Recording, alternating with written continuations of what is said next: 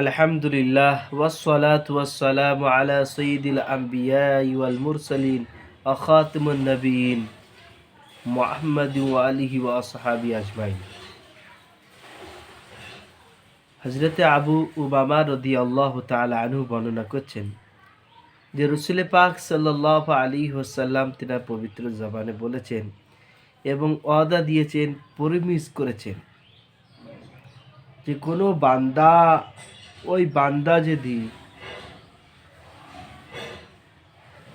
নিজের হক থাকা সত্ত্বেও মানুষের সাথে ঝগড়া ছেড়ে দেয়, তার জন্য আমি জান্নাতের এক কোণায় ঘর বানানোর প্রমিস করলাম। তার জন্য আমি একটা ঘর তৈরি করে দেবো জান্নাতের ভেতরে, যে নিজের হক পাওয়া সত্ত্বেও নিজের হক কিন্তু সে ঝগড়া হবে বলে ছেড়ে দিলে, এরকম বান্দার জন্য আল্লাহ রসুল সাল্লাল্লাহু আলাইহি ওয়াসাল্লাম জান্নাতের মধ্যে ঘর করে দেওয়ার জিম্মেদারি নিয়েছেন। নবী পাক সাল্লাল্লাহু আলাইহি ওয়াসাল্লাম আরো বলছেন যে যদি কোনো আল্লাহ তাআলার বান্দা হাসি মজাকেও মিথ্যে কথা বলা ছেড়ে দেয়, তাহলে আমি তার জান্নাতের মধ্যখানে একটা ঘর করে দেওয়ার প্রমিস করছি, ওয়াদা করছি।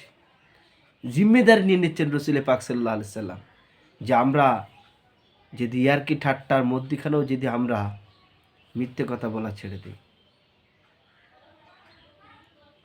কারণ আমরা সকলেই জানি যে মিথ্যে কথা আল কিসবু ইহলিক, মানুষকে ধ্বংস করে দেয়,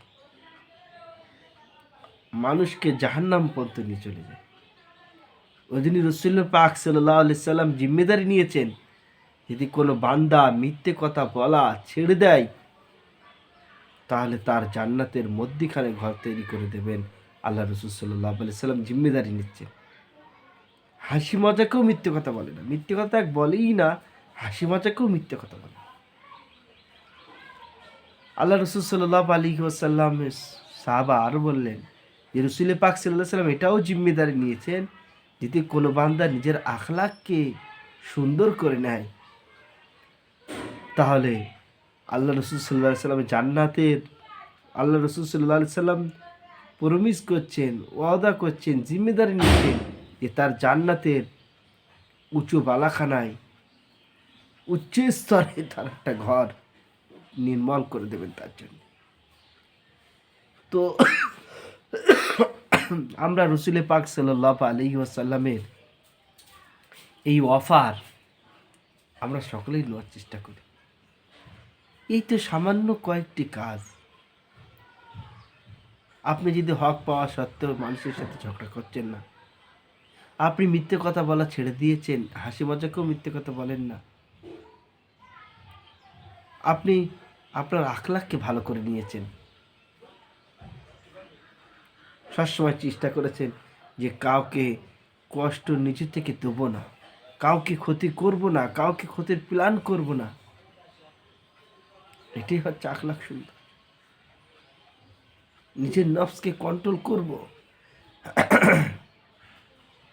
তো আমরা যদি এই সামান্য, যেটা করতে গেলে আমাদের পরিশ্রম লাগছে না, মেহনত লাগছে না, সময় দিতে হচ্ছে না, বরঞ্চ আমাদের দৈনন্দিন জীবনের একটা পার্ট, যে পার্টটা আমরা দৈনন্দিন জীবনে যদি আমাদের জিন্দগিতে নিয়ে আসতে পারি, তাহলে আমাদের দৈনন্দিন জীবনটা সুন্দর হয়ে যাবে। তো আসুন আমিও আপনি চেষ্টা করি, ভিডিওটি নিজে শুনি, অপর ভাইয়ের কাছে পৌঁছাই। ইনশাআল্লাহ আল্লাহ তাআলা আমাকেও আপনাকে তৌফিক দান করুন, বলুন আমিন।